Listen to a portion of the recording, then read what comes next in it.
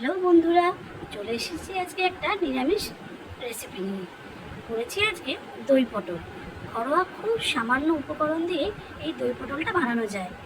চলুন দেখে নেওয়া যাক। এখানে আমি বেশ বড় সাইজের 7টা মতন পটল নিয়েছি। পটলটাকে ধুয়ে মোটামুটি গাটাকে ছুলে দিয়েছি।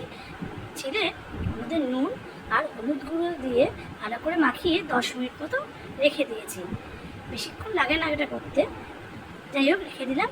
এবার একটা ছোট বাটির মধ্যে ধনে গুঁড়ো, জিরে গুঁড়ো আর লাল লঙ্কার গুঁড়ো নিয়েছি 1 চামচ করে, দিয়ে অল্প একটু জল দিয়ে একটা মিশ্রণ তৈরি করে নিয়েছি। এই তিনটেই গুঁড়ো মশলা লাগবে। অল্প করে দিয়ে কাই কাই মতন হবে মোটামুটি, যেরকম করে করেছি সেরকমভাবে একটু করে নিই। করে আলাদা একটা জায়গায় সরিয়ে রেখে দিলাম। দেখো মিশ্রণটা আমার রেডি হয়ে গেছে। এবার মিক্সিং জারে বেশ কিছুটা আমি কাজু বাদাম নিয়েছি। আমি কিন্তু ভাঙা কাজু নিয়েছি। সাথে স্বাদ মতন লঙ্কাগুলোকে দিয়েছি। যার যেরকম ঝাল পছন্দ সে সেরকমভাবে লঙ্কাটাকে দিতে পারবে। দিয়ে 10 মিনিট মতো ভেজিয়ে রেখে দিলাম যাতে পাকতে আমার সুবিধা হয়। এবার কড়াইতে সর্ষের তেল দিয়েছি। আমি কিন্তু রান্নাটা সর্ষের তেলেই করেছি, কারণ সর্ষের তেলে একটা সুন্দর গন্ধ হয় বা রান্নাটা সুন্দরও হয়। এবার ওর মধ্যে আমি পটলটা ভাজবো। অনেকে কিন্তু এই তেলটা গরম হলেই পটলটা ভেজে নেয়, আমি কিন্তু তা করিনি। আমি ওর মধ্যে গোটা গরম মশলাগুলো আগে ফোড়ন হিসেবে দিয়ে দিয়েছি। এলাচ, দারচিনি আর লবঙ্গ দুটো দুটো করে দিয়েছি। এখানে কিন্তু আমি তেজপাতা বা শুকনো লঙ্কা কোনোটাই আমি ইউজ করিনি। যেই মশলাটা একটু ভাজা ভাজা গন্ধ বেরোবে সুন্দর, তখন তার মধ্যে পাকিয়ে রাখা নুন হলুদ দিয়ে পটলগুলো ছেড়ে দিলাম। আচ্ছা, একটা কথা বলিনি, পটলগুলো যখন ছাড়িয়েছিলাম আমি কিন্তু দুদিকে তার মাথাগুলোকে একটুখানি চিড়ে দিয়েছিলাম, উপরটা এবং মানে দুদিকটাই চিড়ে দিয়েছিলাম। এবার পটলগুলোকে আমি সিম করে ভেজে নিচ্ছি। যতক্ষণ ওটা ভাজা হচ্ছে, এবার আমি মিক্সিং জারে যে কাজু বাদাম আর কাঁচা লঙ্কা রেখেছিলাম সেটাকে বেটে নিলাম। বেটে নিয়ে ওর মধ্যে 2 চামচ মতন মানে 2 টেবিল চামচ মতন আমি টক দই নিয়ে নিয়েছি। যেহেতু এটা দই পটল, দই ছাড়া কি আর হয়। যাই হোক, সবকটা দিয়ে ভালো করে একটা মিক্সিং জারে পেস্ট করে নিলাম। পেস্টটাকে রেখে ততক্ষণে আমি দেখলাম আমার পটলটা মোটামুটি হাফ ভাজা হয়ে গেছে। এবার একে একে আস্তে আস্তে পটলগুলোকে একটা আলাদা জায়গায় তুলে রাখলাম।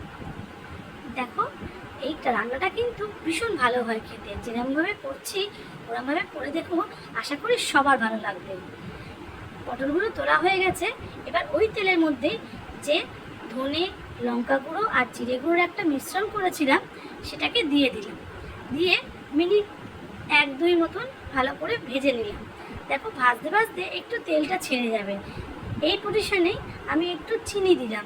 যেহেতু দই টক জিনিস, ব্যালেন্স করার জন্য আমি একটু চিনি দিয়েছি। চিনিটা অবশ্যই নিজেদের মতন স্বাদ মতন করে নেবে। তারপর অল্প একটু নুন দিয়েছি।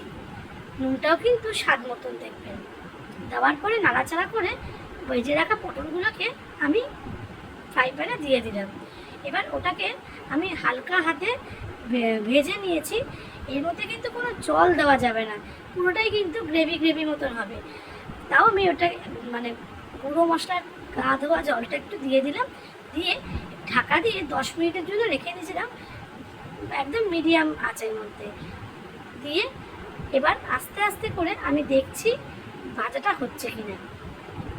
এবার ঢাকা দিয়ে কিছুক্ষণ রাখার পরে যখন দেখবো তেলটা ছাড়তে শুরু করে দিয়েছে, কাঁচা মানে এখানে যে কাজু বাদাম, কাঁচা লঙ্কা আর টক দইয়ের যে মিশ্রণটা তৈরি করেছিলাম এটাকে আমি আস্তে করে ওখানে ট্রান্সফার করে দিলাম। এই সময় কিন্তু মানে আগুনের তাপটা যেন বেশি না হয়, মানে আঁচটা যেন বেশি না হয়। একদম স্লো ফ্লেমে রেখেছি, মানে সিমে রেখেছি। আমি কিন্তু এটা ইন্ডাকশানে করেছি, তাই আমি একসাথে রেখেই রান্নাটা করেছি। কাজু বাদাম আছে বলে এটা কিন্তু তলায় ধরা লেগে যেতে পারে, তাই জন্য আমি আস্তে আস্তে করে হাত না ঠান্ডা হাতে করেছি। ঠান্ডা হাতে মানে বলতে চেয়েছি আস্তে আস্তে করে নাড়িয়ে নাড়িয়ে করেছি, যাতে এর মধ্যে তলায় ধরা না লেগে যায়। আমি কিন্তু আবারও বলছি, আমি কিন্তু এখানে কোনো রকম এক্সট্রা জল অ্যাড করিনি। এবার গুঁড়ো গরম মশলা দিয়ে দিয়েছি। তারপর ইচ্ছে হলে একটু ঘি দিতে পারো, আমি যেমন 3-4 ফোঁটা মতো ঘি দিয়েছি। ঘি দিয়ে ভালো করে নাড়িয়ে মিষ্টিটা অবশ্যই চেখে দেখবেন, নুনটাও তাই চেখে দেখে তারপর ঢাকা দিয়ে আমি বন্ধ করে দিয়েছি। এই রান্নাটা কিন্তু সম্পূর্ণ নিরামিষ রান্না, এটাতে কিন্তু পেঁয়াজ আদা রসুন কিছুই চলে না। আদাটা তো নিরামিষ রান্নায় চলে, কিন্তু এখানে দেখলে তো আদা কিন্তু আমি ব্যবহার করিনি। একটা অদ্ভুত সুন্দর গন্ধ বেরোচ্ছে, হ্যাঁ তোমাদের দেখাচ্ছি বলে তাই খুব সুন্দর লাগলো। এটা কিন্তু সব রকম রান্নার সাথেই ভালো লাগবে খেতে।